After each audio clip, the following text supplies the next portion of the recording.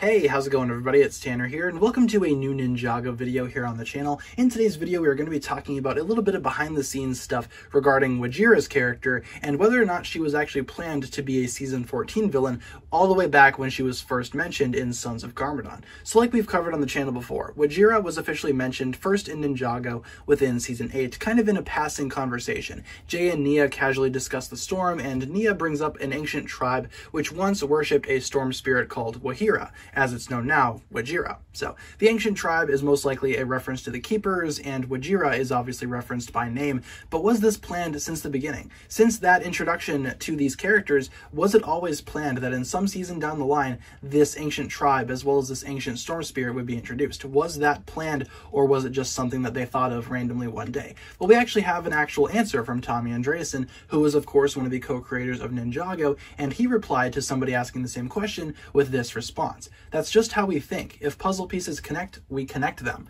So interesting response here. Tommy Andreasen basically confirms that this was not an original idea. This was not the plan. I feel like, judging from this response, what happened was the Ninjago staff wanted to make a season underwater, and they realized that they needed some type of ancient tribe to, I guess, kind of act as the precursor to this larger underwater being, and they kind of realized that, hey, we kind of had characters already established like that in passing. Why not just bring them into the forefront and actually establish those characters? In a lot of ways, I feel like it wasn't really planned, but Ninjago seasons are planned out longer in advance than you would think. If I remember correctly, it's a couple of years before they actually are released. Sons of Garmadon came out in 2018, and Season 14 came out in, well, 2021. Now again, I'm not sure if that was actually planned from the beginning. I'm not sure if Sons of Garmadon originally had intentions of setting up the groundwork for Season 14, but like Tommy Andreasen said, if the pieces connect, might as well connect them, right? It definitely wouldn't hurt to capitalize on things that were established a long time ago, especially very specific things like an ancient tribe worshipping a storm spirit called Wahira.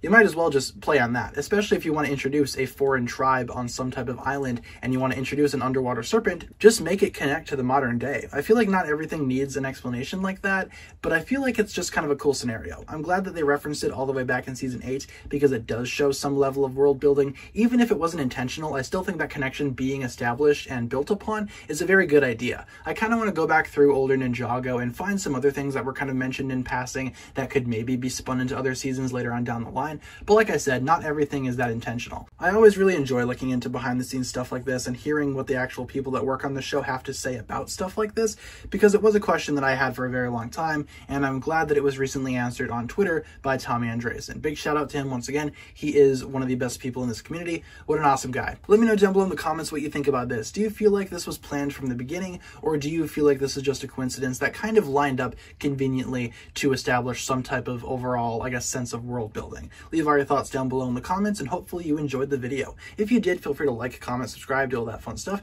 and check out the links down below in the description for other forms of social media. As always, big shout out goes out to my Patreon supporters, including once again the marvelous Jan. Thank you guys so much for watching this video once again. My name is TannerFishies, and with that I bid you farewell.